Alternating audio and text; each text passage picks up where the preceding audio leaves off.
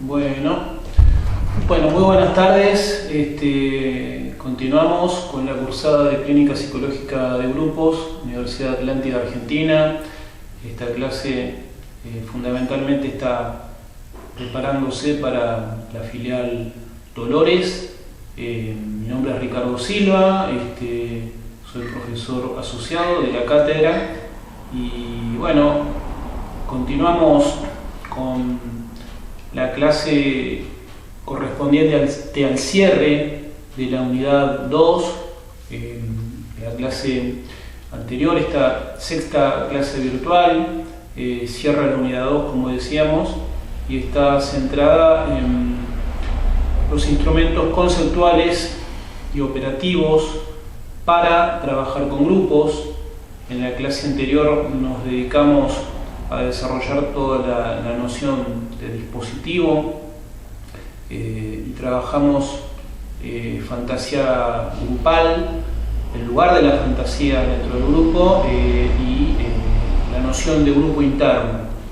En esta ocasión vamos a referir básicamente a tres núcleos conceptuales que son importantes para tener en cuenta a la hora de trabajar con grupos. Recordamos que la unidad 1 trabajamos las teorías centrales, los aspectos epistemológicos, los aspectos históricos, desde el criterio de elucidación crítica que señala Ana Fernández, la psicoanalista argentina de grupos Ana Fernández, en relación al estudio del campo grupal, ¿no? En la unidad 2 estamos refiriendo, luego de ver las referencias de los distintos autores, de los distintos maestros de la psicología de los grupos, digamos, desde una mirada que tenga en cuenta el contexto, que tenga en cuenta la biografía y los desarrollos conceptuales de cada uno de los autores en medio de su realidad, para poder ver qué podemos tomar de los aportes de cada uno de estos autores, que está visibilizado e invisibilizado, ¿no? Sobre qué aspectos de los aportes de cada autor hay niveles de enunciación y niveles de silencio, ¿no? Y en ese sentido, bueno, hemos recorrido los aportes de Lewin, de Moreno, de Freud, de Bion, de Pichon-Rivière, de autores de la escuela francesa, que son los que han por ahí más desarrollo han generado, ¿no? en las últimas décadas, ¿no? y mayor influencia han tenido sobre autores argentinos, ¿no? Y aquí, bueno, Banciu, René Caes y en particular autores argentinos que, bueno, han tomado la influencia de la escuela inglesa, han tomado la influencia en particular de los desarrollos de Banciu y de Caes, ¿no?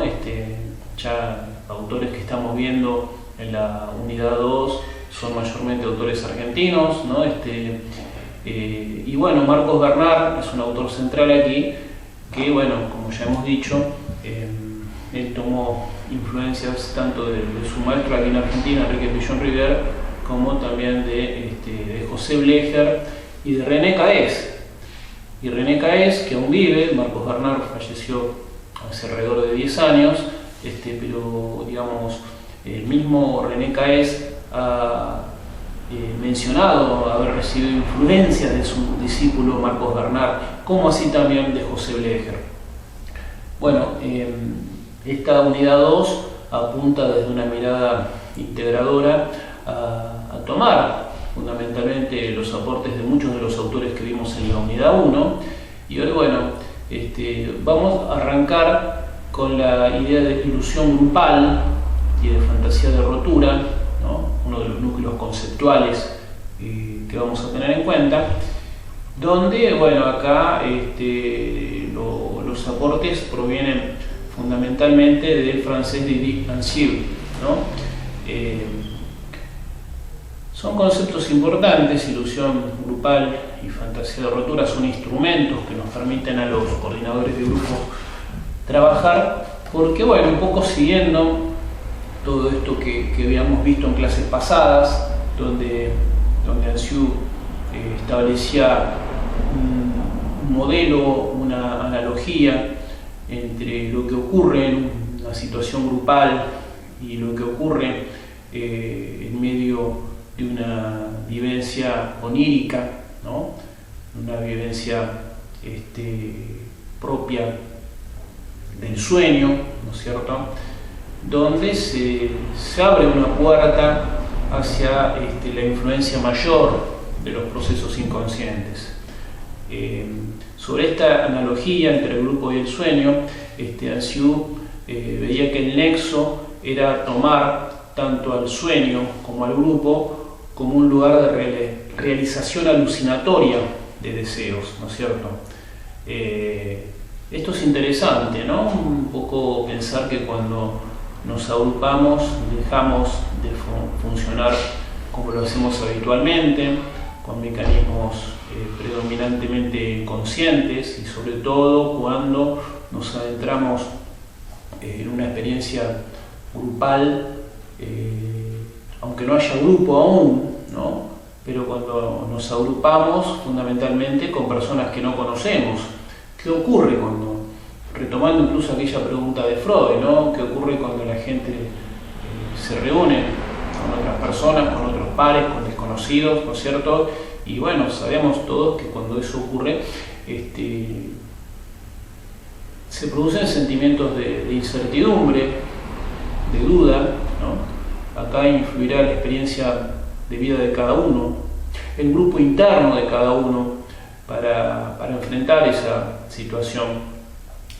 Es lo mismo que llegar a una ciudad desconocida por primera vez. Es la sensación que puede llegar a tener alguien que nunca fue a un lugar como Buenos Aires, ¿no? Bajar en la estación Retiro, salir de Retiro, entrar en Buenos Aires para aquel que fue por primera vez o no va después de mucho tiempo, y produce una serie de sensaciones encontradas. Si bien ahí no estaríamos ante un grupo, estaríamos ante una muchedumbre, pero mucho de las seguridades que podemos tener en los lugares donde tenemos un esquema de referencia, donde tenemos una seguridad en nuestra ciudad, en nuestro pueblo, vivamos donde vivamos, ¿no? Cuando nos encontramos ante una masa de desconocidos, donde tal vez haya otros códigos, ¿no? Otras formas de interacción, es probable que, bueno, sintamos inseguridad, temores, ¿no? Y se activan ahí justamente las fantasías más primitivas, ¿no? Similares a las que vivimos de niños en el primer tiempo de vida, ¿no? Se produce una suerte de regresión, que en algunos casos será más intensa, en algunos casos será menos intensa. Quien confía más en su experiencia, llegando a un lugar como Buenos Aires, puede ver a quien le pregunta cómo tiene que llevar a tal o cual lugar, ¿no? Y hay personas que esto les cuesta muchísimo más, ¿no es cierto? Bueno, algo de estos fenómenos que podemos ejemplificar de este modelo que recién planteamos, suelen reactivarse cuando nos juntamos por primera vez con alguien, ¿no? Generalmente cuando ocurre esto de encontrarnos ante lo desconocido, se activan fantasías de fragmentación, fantasías que nos llevan un poco al funcionamiento psíquico. No es que volvemos a tener un año o volvemos a ser bebés, estamos hablando a nivel fantasía, que es lo que se activa, ¿no? Cuando los niveles de inseguridad son mayores. Entonces, bueno, de alguna manera, esto que planteaba Bion cuando definía a un grupo como un agregado de individuos en un mismo estado de regresión, cabe acá, es muy útil, es muy didáctico para poder entender qué nos pasa y cómo vamos a generar soportes para salir de ese estado, ¿no? Donde otro elemento, ¿no? muy común son todas las fantasías vinculadas, ¿no? al conflicto de no asignación. Es la angustia que generan los otros, ¿no es cierto? Esas fantasías de no asignación, donde esos otros que no conocemos, tal vez nos ignoran, son indiferentes a nosotros, ¿no? Ahí es cuando podemos llegar a sentir, cuando necesitamos de los otros, ¿no? Ese nivel de angustia, ese nivel de fragmentación, donde, bueno, para poder restituir la seguridad que hemos tenido en otros ámbitos, vamos a necesitar de algún soporte que nos van a dar las personas que no conocemos en este nuevo ámbito. Entonces, bueno, acá se juega todo un viaje, ¿no? Se juega todo un viaje donde se reproducen aspectos, si bien estamos ante algo desconocido, se reproducen aspectos que ya conocimos, que ya recorrimos alguna vez en la vida, no en el aquí y ahora, sino en el allí y entonces. Entonces, bueno, justamente desde acá, Ansiu traza un concepto, marca un concepto fundamental, que es el de ilusión grupal, ¿no? Lo que nos saca de ese estado de fragmentación, de ese estado de inseguridad, de ese estado de angustia, de no asignación, es el fenómeno que Ansiu denomina ilusión grupal. Él lo define como una fase inevitable en la vida de todos los grupos, ¿no? Se caracteriza por un estado psíquico particular, que se puede encontrar tanto en grupos naturales como en grupos artificiales, y que se caracteriza por una sensación de bienestar, ¿no? De placer y de completud absoluta. Es cuando se reproduce algo similar a los mecanismos de hipnosis, que por ahí ya planteaba Freud en Psicología de las Masas, cuando liga la hipnosis al enamoramiento, ¿no? Y a la primera identificación narcisista. Es encontrar en el grupo un sustituto de la figura materna, el lugar donde todas esas fantasías de fragmentación se van a condensar, se van a unificar, se van a integrar, y que son necesarias para no caer en el autismo, ¿no? Si vamos a la clínica, si vamos a la constitución de la estructuración psíquica, ¿no? Este vínculo, sabemos quienes estudiamos psicología, quienes somos psicólogos, de la importancia que tiene en la constitución de nuestro psiquismo esa identificación primordial con la figura materna, ¿no? y la necesidad de ser amados que tenemos para subsistir, ¿no? Y esa identificación narcisista es la que, bueno, es necesaria como estación de paso, no como un punto de llegada, ¿no? Sabemos que el punto de llegada va por otro lado, va por la ley paterna, ¿no es cierto? Cuando se sale de ese estado de narcisización por el cual es necesario pasar, porque bueno, ese estado de completud sabemos que si luego no interviene la función paterna, donde se establece una función de corte, ¿no? En esa tendencia a aferrarnos, a quedar en una fusión con la figura materna, esto nos podría llevar a la psicosis, nos podría llevar al no desarrollo de la autonomía. Pero bueno, por ahí nos estamos adelantando y volvemos a que cuando hay ilusión grupal, se produce un fenómeno necesario, un fenómeno que está ligado a la completud, que está ligado a la comodidad, que está ligado a la sensación de haber encontrado lo que siempre buscamos. Es muy paralelo al fenómeno del enamoramiento, ¿no es cierto? Y volvemos a la analogía con el sueño, ¿no? Y sobre todo con los sueños más agradables. Entonces, si bien el grupo puede en primera instancia vivenciarse, ¿no? Como una experiencia amenazante, en algún punto, cuando entran a operar las fantasías de no asignación ante la inseguridad y a la vez la necesidad de vincularnos con los otros, ahí, bueno, cuando eso ocurre, cuando somos aceptados, cuando necesitamos ser aceptados y somos aceptados, cuando podemos establecer código en un lugar donde necesitamos de ese código para tener algo fundamental, que es un sentido de pertenencia, ¿no es cierto? Ahí es donde comienzan a operar estos fenómenos de ilusión grupal, donde tienden a producir fascinaciones, donde a partir de esa seguridad, muy similar a la que da todos los soportes maternos, uno tiende a buscar quedarse, ¿no? Quedarse, aferrarse a ese lugar, y estos fenómenos son bastante comunes cuando, si hacemos memoria de grupos que nos han marcado, ¿no? De grupos donde hemos estado felices, de grupos donde nos hemos sentido seguros. Son experiencias que se viven fundamentalmente en la adolescencia, ¿no? También en la niñez, todos los momentos de la vida, pero cuando encontramos un grupo que nos da seguridad, que nos produce la sensación de sentirnos fuertes, de sentirnos seguros, de que nada podrá con nosotros, ¿no? Incluso la fantasía de poder superar la finitud. Cuando Ansieux hablaba de la analogía entre grupo y sueño, marca una serie de características que son importantes. Una primera es que, una analogía entre el grupo y el sueño es el retraimiento pulsional para con la realidad exterior, ¿no? Cuando cualquiera de nosotros vamos a dormir o estamos soñando, ¿no? Obviamente se da una desconexión con la realidad exterior, con el principio de realidad, ¿no? Con la espacialidad y la temporalidad que conocemos, ¿no?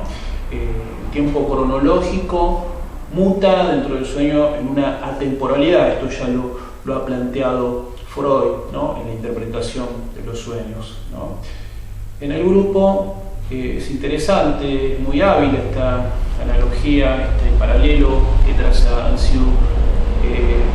Ocurriría algo similar, no exactamente igual, pero similar en el sentido de que cuando uno entra dentro de las reglas, las creencias, las pautas mínimas de un nuevo grupo, se registran otras costumbres, ¿no es cierto? Podríamos decir otra realidad, otra microrealidad, otra temporalidad, ¿no es cierto?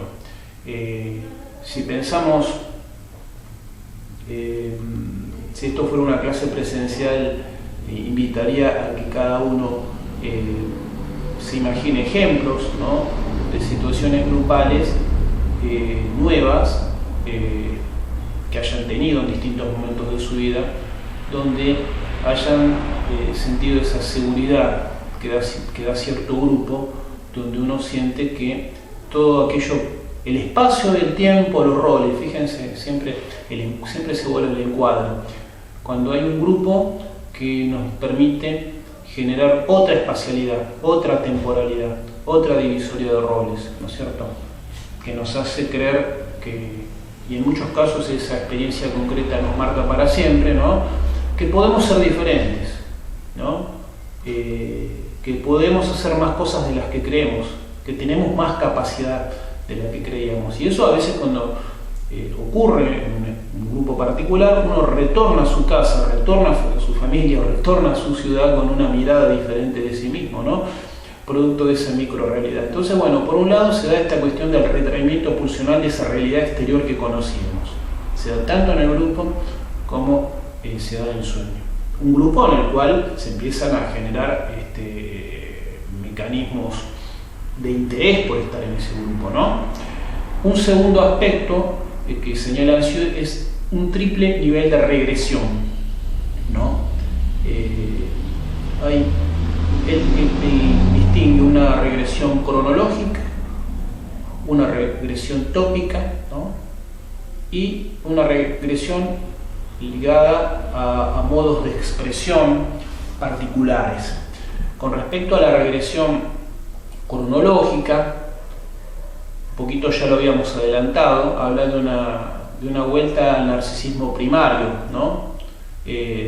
Donde está este fenómeno de la ilusión de fusión, ¿no? Con el objeto amado, en principio con la figura materna, ¿no?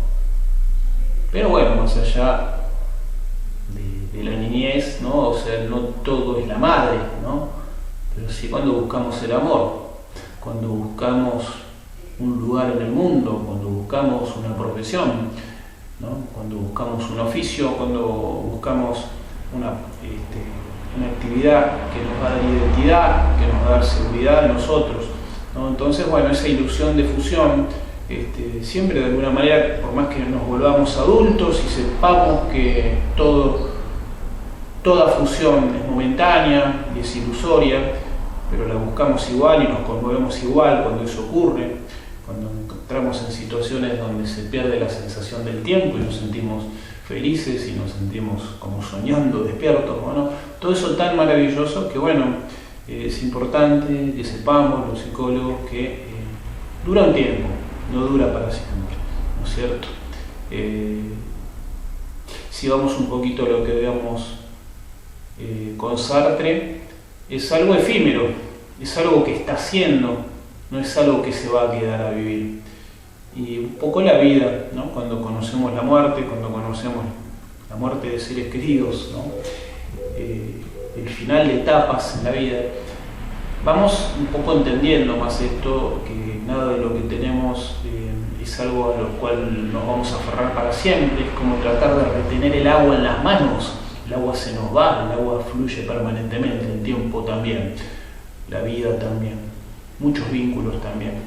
Entonces, bueno, desde este punto de vista, un poco la experiencia nos va marcando la finitud, ¿no? El tiempo limitado de la vida. Entonces, es importante que como coordinadores de grupos, sin ánimo de pincharle el globo a nadie que está siendo coordinado por nosotros y se siente feliz en una primera instancia grupal, nosotros tenemos que saber que eso va a durar un tiempo. Podría habilitar a que eso se disfrute, esa sensación de completud inicial.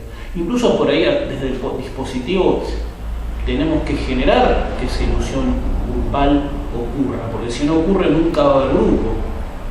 Pero bueno, un poquito poniéndonos en el lugar de abogados del diablo, tenemos que generar eso, pero también tenemos que estar atentos en algún momento a romper con esa ilusión para que el grupo crezca, para que el grupo no se estanque, ¿no es cierto?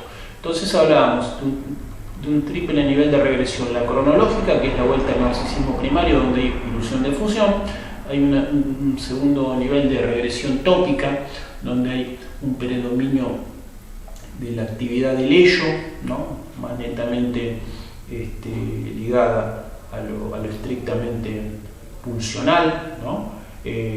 Pero también hay un predominio del yo ideal indiferenciado, ¿no? De ese yo ideal ligado a las fantasías de completud de la cual veníamos hablando, ¿no? Y acá, bueno, reiteramos, son situaciones donde el grupo se vuelve una suerte de sustituto de aquellos objetos amados perdidos, ¿no? Y decíamos que otra característica son los modos de expresión arcaicos, ¿no?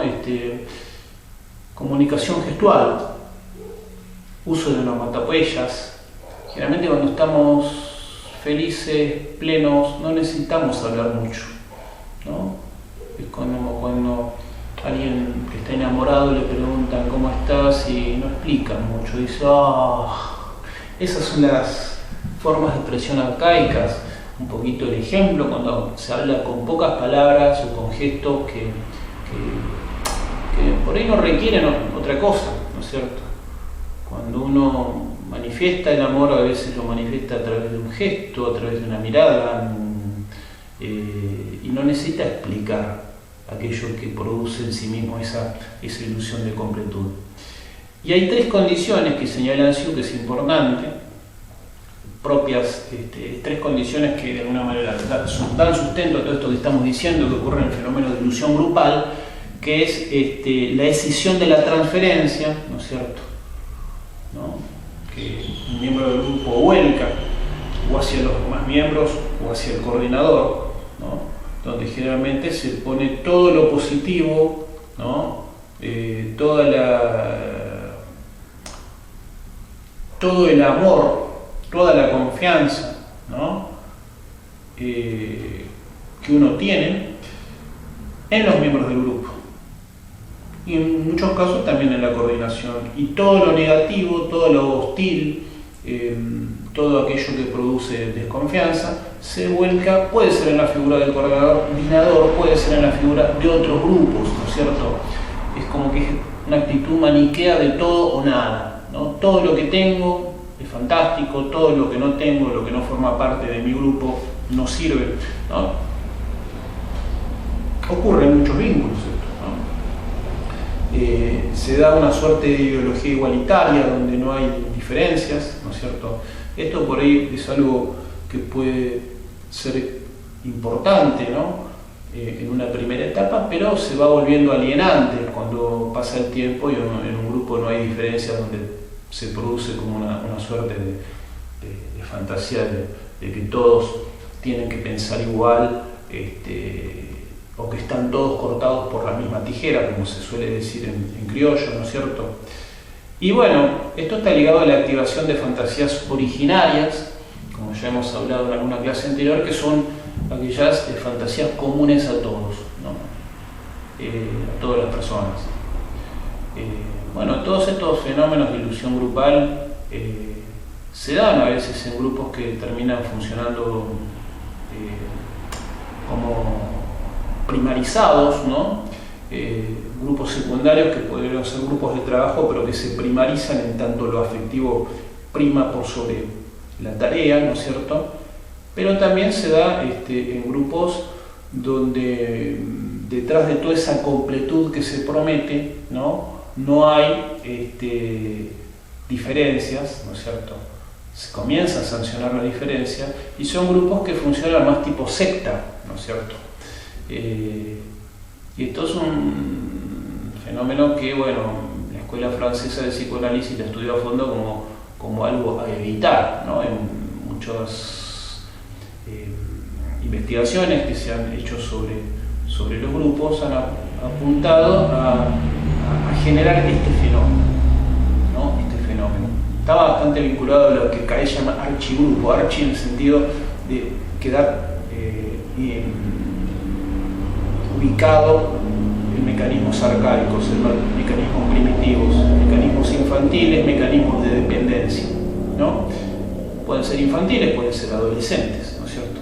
Pero mecanismos de dependencia, ¿no? Mecanismos de idealización, ¿no?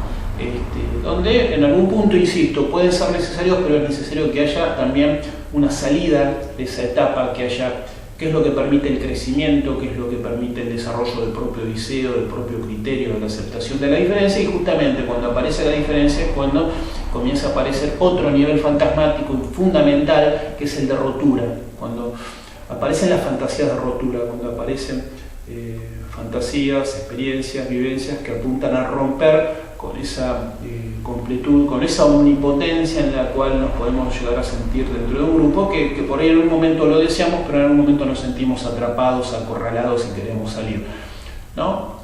Si recordamos en Sartre, es cuando se caían estos mecanismos que él los homologaba a lo que llamaba fraternidad-terror, ¿no? Que pueden llevar a la disolución, depende de cómo se manejen, pero bueno, un coordinador de grupos, en la medida que los lea, intervenga, interprete lo que tenga que interpretar, ¿no? Señale lo que tenga que señalar, no necesariamente tiene que dar a la fantasía de rotura, tiene que llevar a la rotura del grupo, a la ruptura del grupo. Sí, puede llevar a la ruptura de ese estado de fusión, de ese estado de ilusión, que reitero, es necesario pasar, no es necesario quedarse para que haya crecimiento en el grupo, ¿no? Bueno, en relación a esto, acá podemos hacer una pausa para ver, una vez que entendemos lo que es ilusión grupal, lo que es fantasía de rotura, otro concepto del cual nos valemos los coordinadores de grupos para trabajar, ¿no? Para habilitar un trabajo grupal, para poder coordinar un grupo, es otro concepto central del psicoanálisis, que es el concepto de transferencia, ¿no es cierto? Cómo opera la transferencia en los grupos, ¿no? Marcos Bernard dice que en todo grupo hay transferencia y que la transferencia se genera generalmente a partir de la frustración que provocan los encuadres, las puestas de límites, ¿no es cierto? Desde Marcos Bernard, por ahí un coordinador que arranca callado, sin formalismos, produce ya un nivel transferencial que puede activar de entrada la regresión. Son estilos que puede elegir algún coordinador, por ahí muchos coordinadores de la escuela inglesa tenían esa modalidad, ¿no? Pero bueno, hoy por hoy dentro de lo que es la coordinación de grupos, no todos los coordinadores toman esa forma. Muchos que conocen las investigaciones de autores como Lewin, ¿no? O de cómo trabajaba Pillon River, tienen una mayor utilidad como para ir sin ningún tipo de culpa, generando esa ilusión grupal que por ahí es necesaria para trabajar en el sentido que veníamos hablando. Otros coordinadores que responden a otras escuelas no trabajan de esta forma, ¿no? Dejan que la ilusión grupal, si no tiene que aparecer, no aparecerá nunca, por lo cual nunca se forma grupo, ¿no? Estas son, de alguna manera, decisiones personales, profesionales, teóricas, técnicas, hasta podríamos decir políticas o ideológicas. Tiene que ver con cómo un coordinador se planta ante su trabajo acorde a la población con la que está trabajando, ¿no es cierto?, con la que se encuentra operando.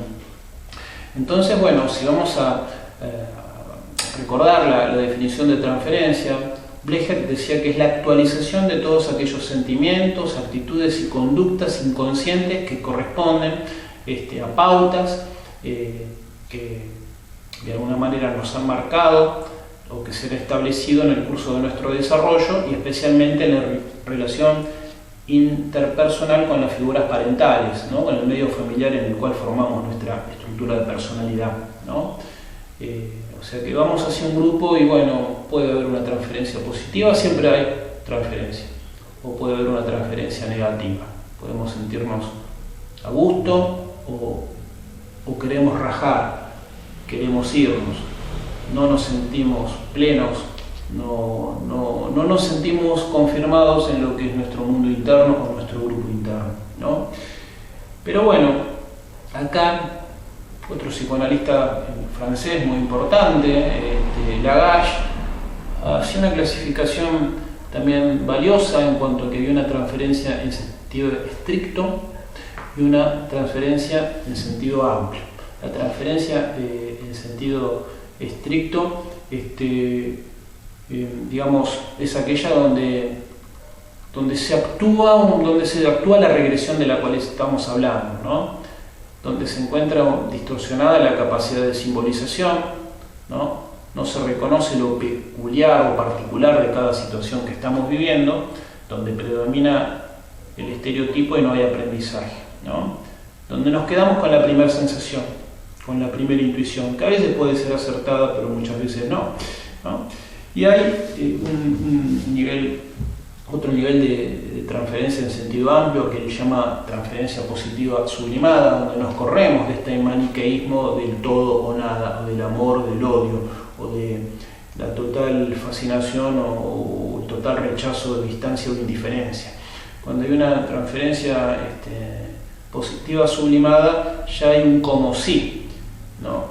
Cuando podemos entender que un profesor o un coordinador de grupos con el cual nos estemos formando lo podemos admirar, pero lo tomamos como una persona que puede tener errores, no lo estamos idealizando, ¿no? Ya acá hay capacidad de simbolización, aceptamos si un coordinador nos dice que no, nos marca reglas, pautas, ¿no? Que por ahí frustran alguna fantasía que podamos llegar a tener respecto al aprendizaje. O sea, siempre en un grupo hay reglas y esas reglas es importante que no se pierdan, ¿no? Porque bueno, por ahí se le quita la posibilidad a los miembros del grupo de que vivan el aprendizaje como una conquista.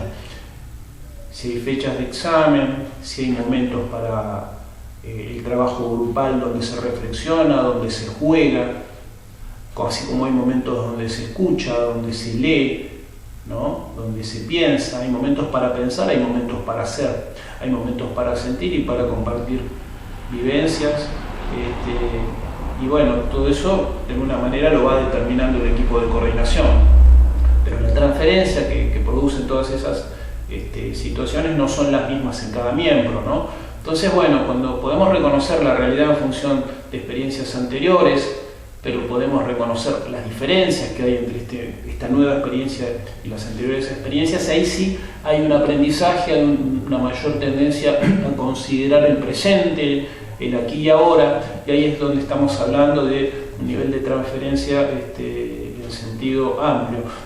llamada transferencia positiva sublimada, ¿no? Donde se sublima aquello que frustra, ¿no es cierto? Donde se puede confiar en que el grupo puede ser un motor para crecer, más allá de que no todo lo que escuchemos ni de los compañeros ni del coordinador sea siempre en coincidencia con nuestros valores, con nuestras creencias. A veces sí, a veces no, pero bueno, justamente vivir civilizadamente, vivir en democracia, abarca todo esto, ¿no? Donde podamos disfrutar de la diferencia, disfrutar del debate, ¿no? Y bueno, y no quedar anclados en una situación alienante de total igualdad, de total similitud, de total coincidencia, ¿no? Donde muchas veces cuando eso ocurre no hay estímulo ni deseo de aprender cosas nuevas, situaciones nuevas, ¿no? Y en relación a la transferencia, hay otra clasificación fundamental que la plantea por primera vez Pillon Rivière y la va desarrollando Marcos Bernard, que es la transferencia horizontal diferenciada de la transferencia vertical. En la transferencia horizontal, de alguna manera, se vuelca gran parte de lo que se siente, de lo que se piensa, en función de la historia del grupo, desde la primera vez que los miembros de ese grupo se reunieron y se reconocieron, ¿no? Y comenzaron a trabajar, ¿no? Todo lo que ocurre, todos los procesos que se van dando, que se van leyendo, tienen que ver con la historia del grupo desde que se constituyó como tal, ¿no? Todo se da por y desde el grupo, ¿no? Pero bueno, ahora cuando entramos a considerar, el coordinador tiene, digamos, cuando habla de niveles de transferencia horizontal, está hablando siempre desde el aquí y ahora, pero teniendo en cuenta la historia de lo compartido, ¿no es cierto? No se lee a nadie en forma individual, se toma como que el aporte de cada uno está en función del rol que asume o que se le asigna espontáneamente del grupo, ¿no? En todo caso, lo que se dice, lo que cada cual dice es como portavoz de una experiencia concreta influida dentro de esa dinámica, de esa amalgama, de ese caleidoscopio que tomó esa forma en ese momento llamado grupo. Ahora, si estamos hablando de transferencia, del nivel de transferencia vertical, estamos ya ahí incluyendo, empezamos a ver la historia personal de cada miembro, ¿no? Porque eso está, que nosotros no lo interpretemos no significa que no exista o que no lo podamos escuchar, ¿no? Y ahí, bueno, la historia de cada uno está incluyendo también la personalidad, lo que cada uno llevaba hacia ese grupo desde antes de formar parte de ese grupo, ¿no? Desde su historia personal, familiar, ¿no? Su historia laboral, depende de la edad que tenga, la experiencia de vida que traiga la persona que va a ingresar en un nuevo grupo. Y ahí, bueno, esto es algo que el coordinador no puede dejar de considerar, insisto, más allá de que eso no se interprete. Sí se considera en un grupo terapéutico, pero no se considera en un grupo de reflexión que está centrado más en la transferencia horizontal, ¿no? Bueno, hemos hablado de ilusión grupal, hemos hablado de fantasía de rotura, hemos hablado de la transferencia, de los fenómenos de transferencia. Es muy importante esto de señalar la transferencia horizontal y la transferencia vertical, ¿no? A la hora de pensar, de entender, de operar con lo que está ocurriendo en una situación grupal. Y bueno, otro concepto, otra referencia fundamental en el estudio de un proceso grupal son los momentos por los cuales pasa un grupo. Nosotros ya de alguna forma hemos visto que Pillon Rivière hablaba de una pretarea, la pretarea apuntaba a la resolución de las ansiedades básicas, la tarea aprender a pensar en grupo, pero cuando se cumple la tarea, ¿qué pasa más allá? Si hay condiciones generales de construcción de un proyecto nuevo que apunte a generar una nueva tarea, o una nueva pretarea, una nueva tarea, ¿no? Cuando un grupo más allá de haber concretado una serie de objetivos, se plantean nuevos objetivos que de alguna manera reciclan el grupo, ¿no es cierto? En Sartre hemos hablado de los momentos que van pasando entre la fusión, el juramento, ¿no? Lo que es la organización, las tendencias permanentes a volver al punto inicial de la serie que ya habíamos mencionado en clases pasadas, y cómo está este desafío de mantener aquello que llevó a la constitución del grupo para que, superado ese momento tan difícil de fraternidad, terror, que incita a los desgranamientos, a las separaciones, a las deserciones, a los abandonos, a las rupturas, a los conflictos, cuando se pueda pasar todo eso para llegar a la institución, ¿no es cierto? Para que se dé un salto cualitativo hacia algo nuevo, ¿no es cierto? Bueno, estos aportes de Sartre, de Pillon, nos dan una referencia inicial de cómo podemos pensar los momentos, los grandes momentos por los cuales se sucede una experiencia, una situación grupal. René Caes habla básicamente de tres tipos de momentos. Un primer momento que él llama originario, un segundo momento que él llama inicial o fantasmático, ¿no? Y un tercer momento que él llama mitopoético, ¿no? El momento originario está vinculado a todo esto que hablábamos hoy cuando nos referíamos a ilusión grupal. Está ligado al conflicto de no asignación, ¿no? Lo que Sartre llamaba el momento de la serie, de máxima individualidad, ¿no? Cuando se produce este conflicto de no asignación, es la angustia que generan los otros, sea por lo que sea porque me ignoran o sea porque me molestan, ¿no? Pero cuando uno se siente extraño ante alguien que no sabe si es alguien hostil o si es alguien amable, ¿no? Ese encuentro con lo desconocido genera esa regresión de la cual hablábamos, ¿no es cierto? Estas fantasías de fragmentación que han hablado otros autores, y lo que prima es el temor generalmente a no pertenecer, ¿no? Estas fantasías de fragmentación, esta serialidad planteada por Sartre, esta indiferenciación planteada por Pillon-Rivière, está vinculada también a lo que en Bion era el supuesto básico de dependencia. Todo esto de alguna manera va a operar en ese primer momento donde, bueno, hay un coordinador puede tomar varias opciones para trabajar ante un grupo, no es un grupo aún, ¿no? Es un agrupamiento, o podríamos decir es una serie en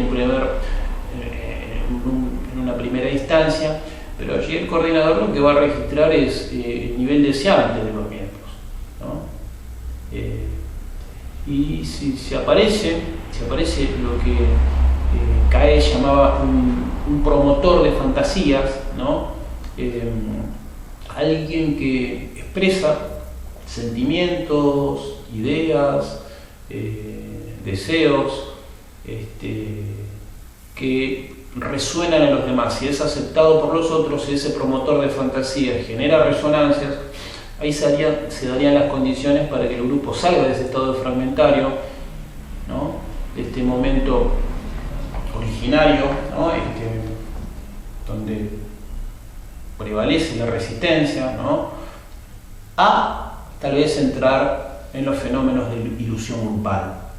Y ahí justamente estamos hablando del ingreso en el momento inicial o fantasmático, donde se suele dar un nivel de euforia, de enlace fusional, está ligado al enamoramiento, ¿no?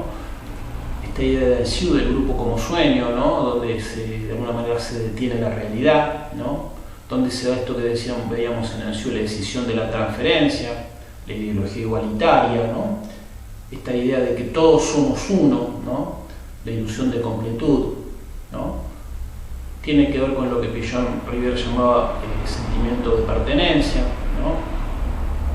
Es fundamental, cuando Ansieux hablaba de ilusión grupal, que todo esto ocurra para que el grupo comienza a tener una suerte de cuerpo, ¿no? Es una metáfora esto, pero es una metáfora efectiva, ¿no? Se produce un cuerpo grupal cuando se produce este fenómeno de depositación de fantasías, depositación de roles, un deseo de estar vinculado a otro, generar algo diferente de la individualidad, ¿no es cierto?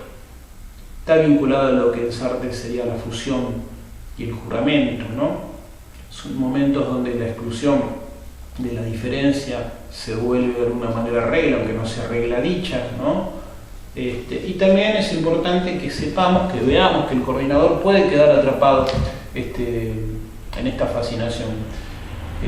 Cuando un grupo funciona aparentemente muy bien, fantasía del grupo perfecto. El mismo coordinador puede quedar atrapado con esto y es como el canto de las sirenas, ¿no? Planteaban algunos grupalistas, ¿no? El canto de las sirenas de la mitología griega, ¿no? Ulises en la Odisea, volviendo a la isla de Ítaca, se vio atrapado, se vio tentado ante ese canto fantástico de las sirenas que llevaban a los navegantes a perder el rumbo y a chocar contra las piedras y tal vez con riesgo de perder la vida.